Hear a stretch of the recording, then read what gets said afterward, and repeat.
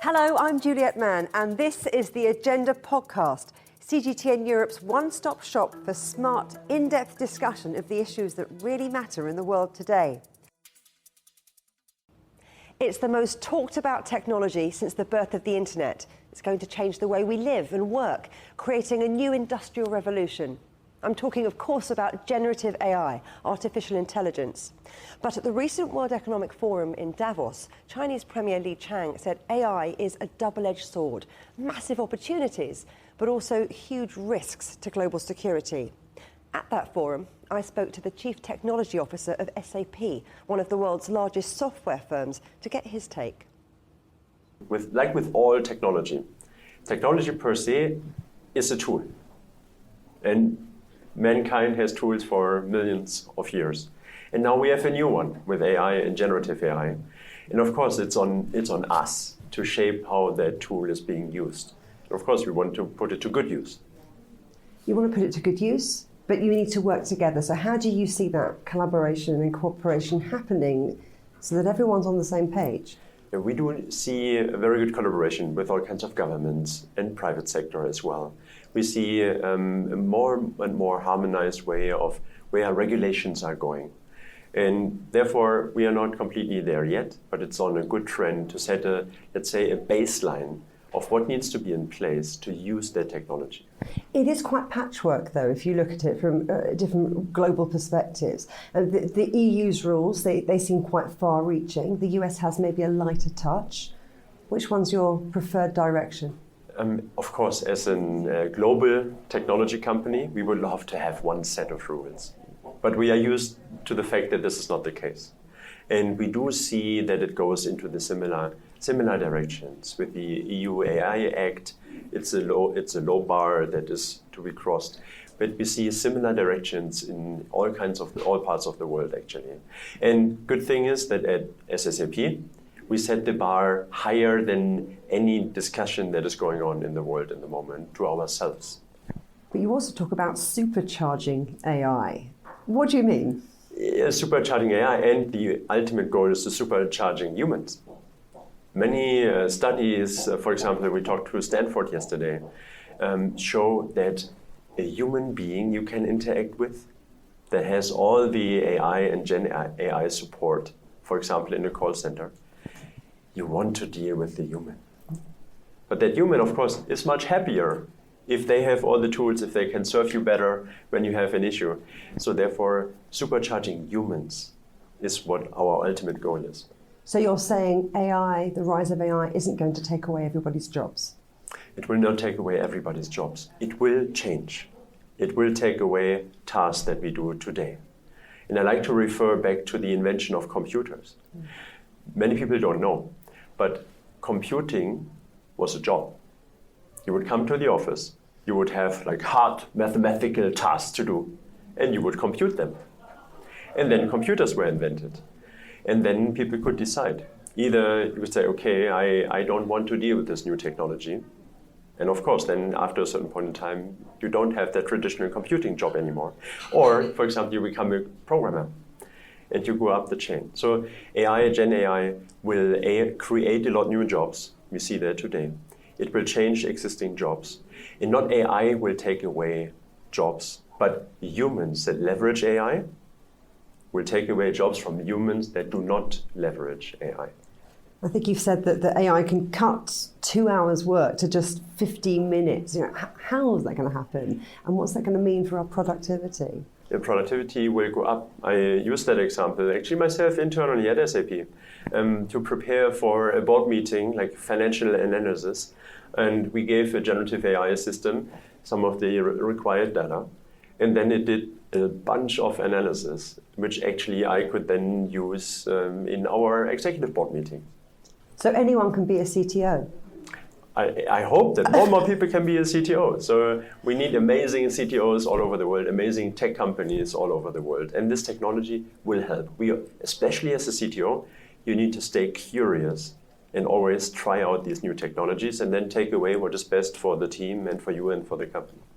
Now, we've already been talking about AI being the big buzz here in Davos, but it's something that you and SAP have been researching, for decades. So what have you learned?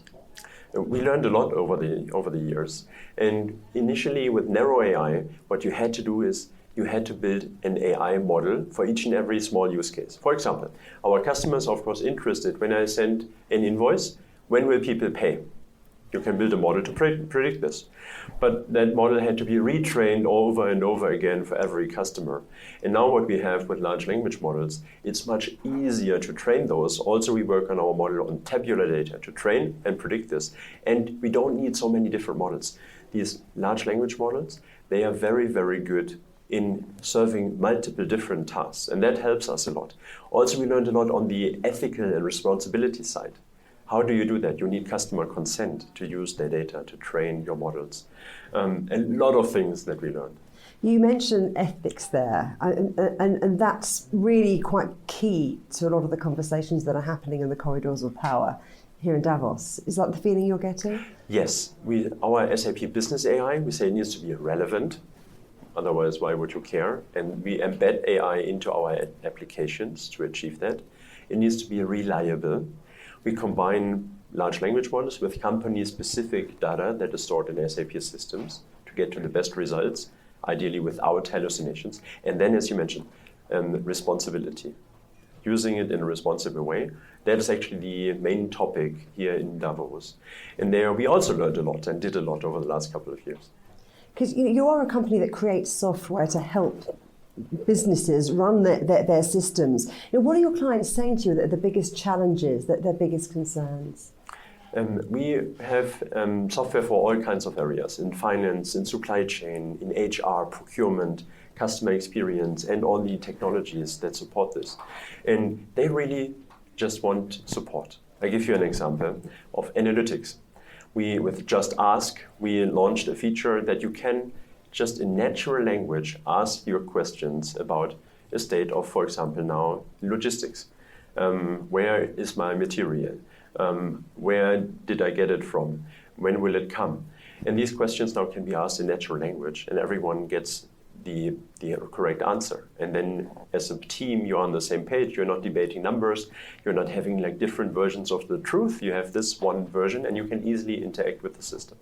Your program might say something, the data might give you these tools, but then you look at what's happening in the world and you come up against certain barriers. And just think about what's happening in global supply chains now that you might not have been able to predict, that AI might not have been able to predict. Then what do you do? So that's important to say. AI is not a superpower. So if there's a conflict, for example, now in the Red Sea, and ships need to do a tour across Africa, and there's a 2-week delay, no technology will prevent that, and no technology I know of will be able to predict that exactly. But what you can do, and companies who implemented SAP the right way, they have perfect visibility. They know where things are, where goods are. And SAP has the largest business network in the world. So actually, even if things happen, you can reach out and try to find alternative suppliers. And then maybe you can make the informed decision to not get those goods via ships, but maybe via train, or worst case, of course, most expensive, the least attractive for the environment, to fly certain lighter, smaller parts of high value in. And then you don't need to stop production, for example. You're saying this, though, as a big company with contingencies. You can look at those alternative routes, those alternative possibilities. What about if you're a small or medium-sized firm? You might be nimble, but you might not have that backup that you're talking about. We enable exactly those firms as well. 80-ish% of the SAP customers are small and medium-sized enterprises. And on the SAP Business Network, we have millions of companies that are present there, and they have exactly those assets that we provide, even as a smaller, more nimble company. So you're very excited about the possibilities of the future and what AI can bring. What could potentially hold you back? I'm looking at the big political picture. This is a big year for elections. Could what happens in America and the European Parliament, in other parts of the world, change the direction and influence decisions companies like yours make? We are a global company, and of course I'm the CTO, so I can best talk to technology topics. Of course, everything that happens in the world has influence, but what we do see is independent of government, for example. Companies want to work together. Companies want to be efficient. And as SAP, we are very, very well positioned because we have companies and customers all over the world.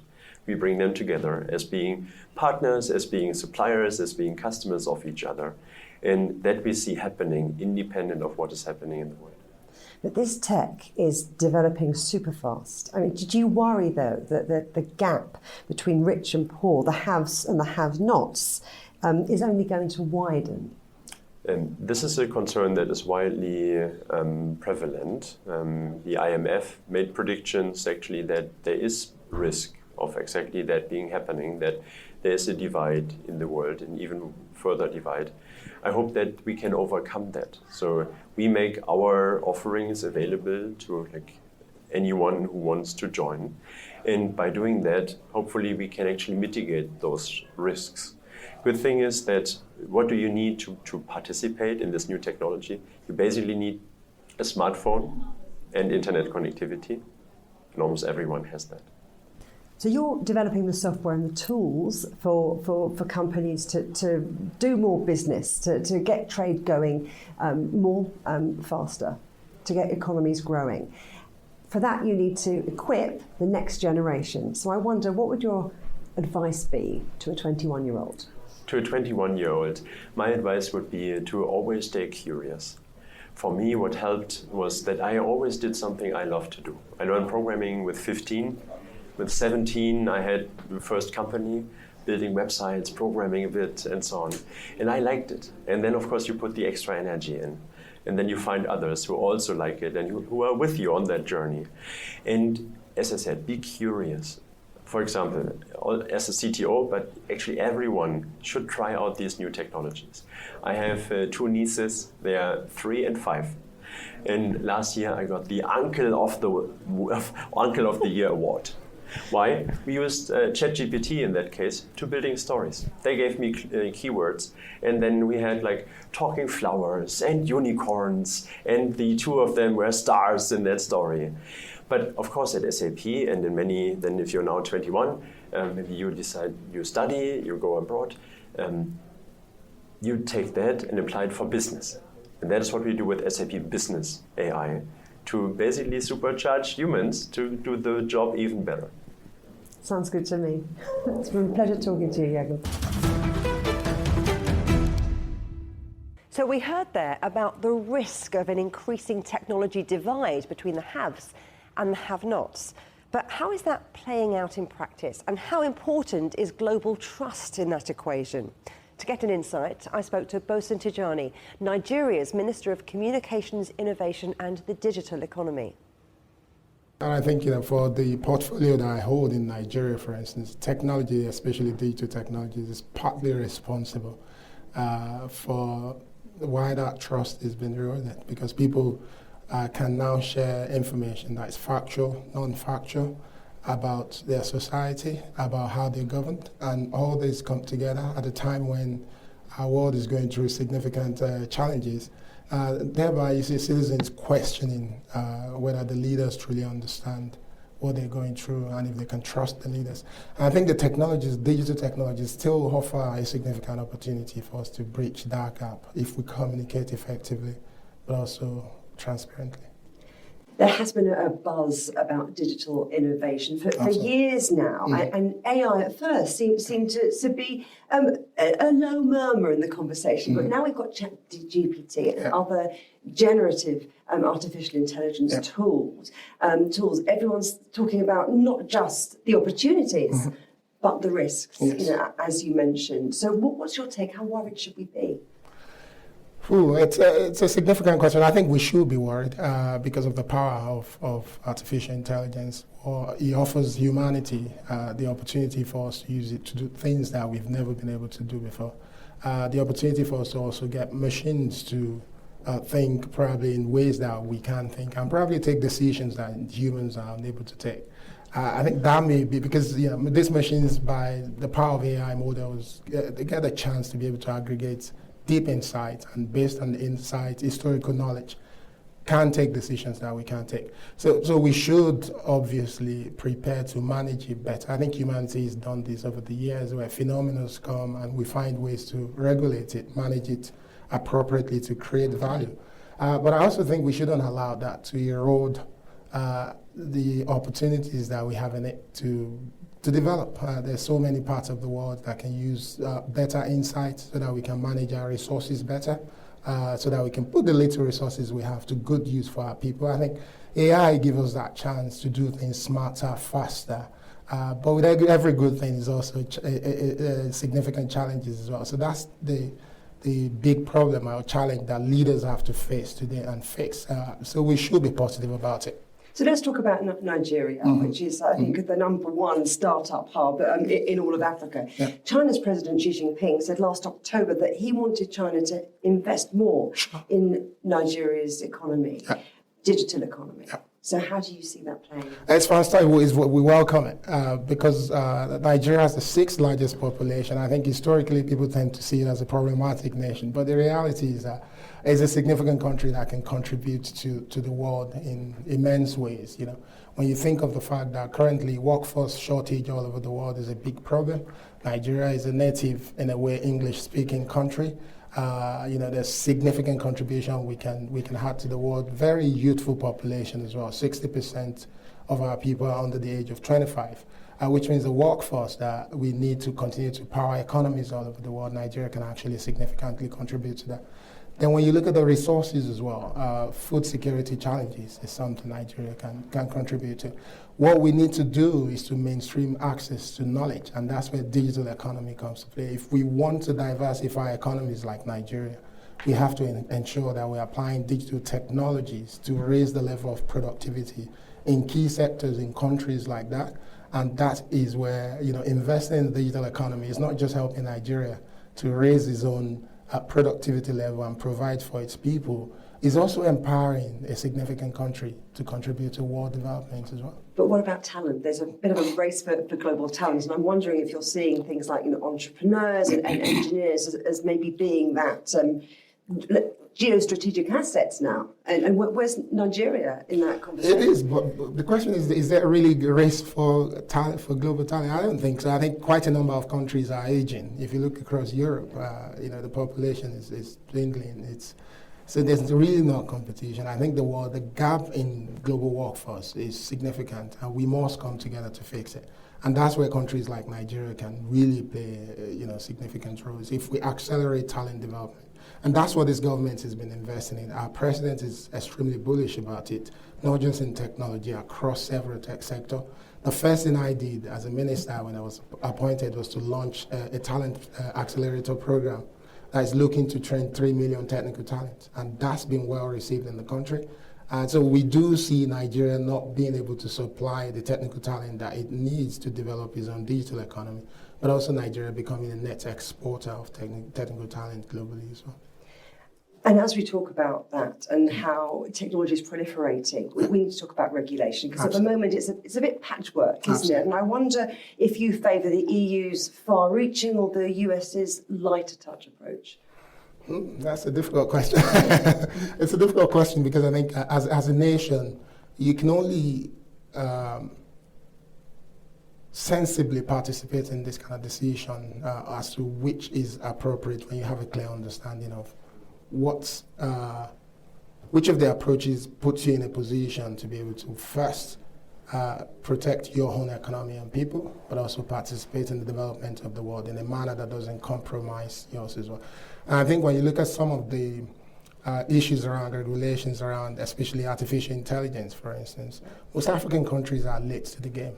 So we're still in the process of actually articulating our position. And without properly articulating our position, it's difficult to jump on one side of the... Nicely dodged. Thank you very much. Bosun, absolute pleasure talking to you. Many people's main interaction with AI now will be through the likes of ChatGPT, which for most is a free service. So where is there money to be made in this new tech revolution? Well, with me now is José Parra-Moyano, Professor of Digital Strategy at the International Institute for Management Development. Thanks for coming on the agenda. Now, investors have piled into AI from sectors from manufacturing to healthcare, helping them operate. But when is it going to start making money? Thank you very much for the invitation, and thank you very much for the question, which is definitely one of the most relevant ones for investors and business leaders.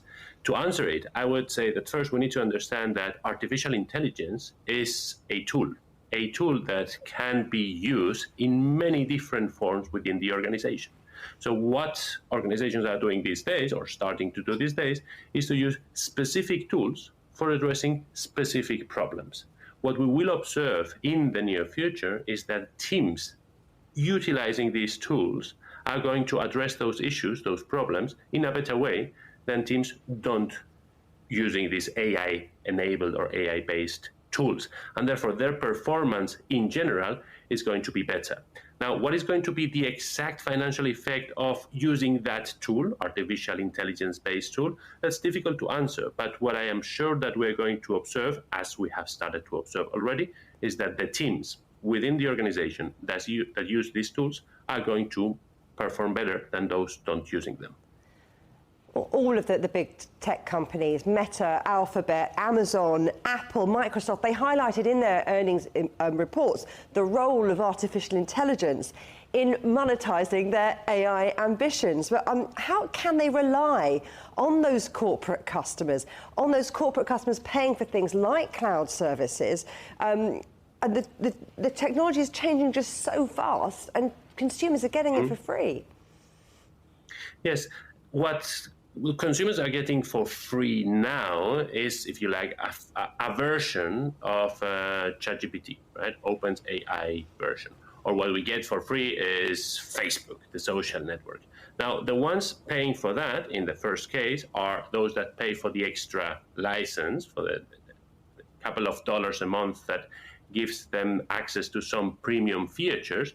And they are many. Many people are paying for that. So in the case of OpenAI, I would expect that as they continue increasing the breadth of services that they offer, more people are going to continue paying for the licenses. As of other companies, in the moment, like Facebook, Microsoft, etc., in the moment in which they start offering new services based on AI, and if we want to jump on the easiest understanding of AI and we constrain ourselves to ChatGPT-like tools, then more consumers are going to be requiring access to these services and therefore pay for them. So it's going to cost all of us a lot more money. I mean, I wonder, though, Jose, about competition and if companies are going to be keeping all of their plans secret, private, close to their chest, because this technology is moving so fast and they don't want their competitors, to get there first. That makes it really hard to talk about potential profits, doesn't it? Absolutely, absolutely. The interesting twist about artificial intelligence in general is that it really relies on data. So let's say the tool, the neural networks behind the transformers, many of them are open. What will make a tool better than the other is the data with which it is trained. So I think that the discussion about competition should be directed towards who is owning which data. Who is the company that has exclusive access to some data about users, about financial markets, about performance, about competitors, and the question there is if they are going to be able to utilize that data to train their own artificial intelligence that will give them this competitive advantage. China's Premier Li Qiang said recently that there needs to be a red line in AI development, a line that mustn't be crossed. Where do you think that line is? That line, I think, lies or is in not giving this type of systems too much power to take action or to make decisions if we give the artificial intelligence these human-like attributes where the errors can be fatal. AI will do errors, just like humans will do errors, just like any type of system will eventually do an error. we need to assess very clearly what are the consequences of making an error. Let me give you a practical example if this is what we're looking for. If an artificial intelligence is set to determine a treatment for a patient, and by administering a dose of particular medicine, an error may lead to the death of that patient, then eventually we want to set a red line there and say at some point we need always a human bottleneck that will determine if we follow the advice of the artificial intelligence or not. Now, if we are thinking about an artificial intelligence that is helping a company to assess which employees are more likely to leave the company, then missing the employee that is going to leave the company, of course, is going to be an error with negative consequences for the company, but it's not going to be something that threatens the existence of the organization. So I think that we need to differentiate what are the problems that we want to delegate to an artificial intelligence, and in which problems do we need a human to actually press the final button. But it is going to take the world coming together on governance to ensure we don't cross that red line, isn't it? I mean, how do you see that happening? Mm-hmm.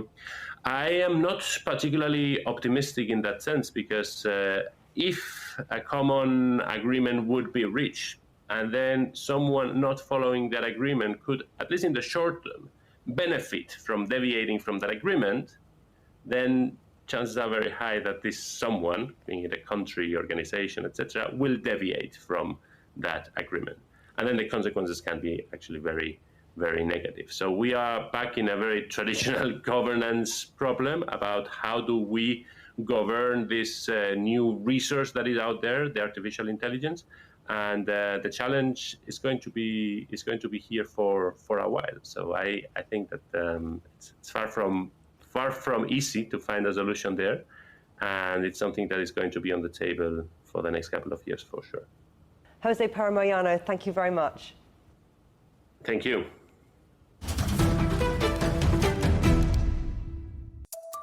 Remember, you can subscribe to this podcast on iTunes, Stitcher, Spotify, or wherever you get your podcasts.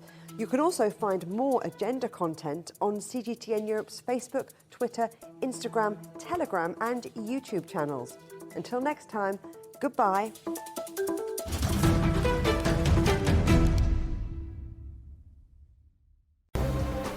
The most interesting questions. Are there other living beings beyond Earth? Will man or machine be in charge? Great question. Always have more than one answer. Well, hold on, let me just draw up a list. And always come from more than one person. That's where the credibility lies. The concept of having a machinery which is alive and evolving didn't wait for us. The end of inequality of incomes and wealth around the world, can you imagine how difficult that is at the moment to achieve?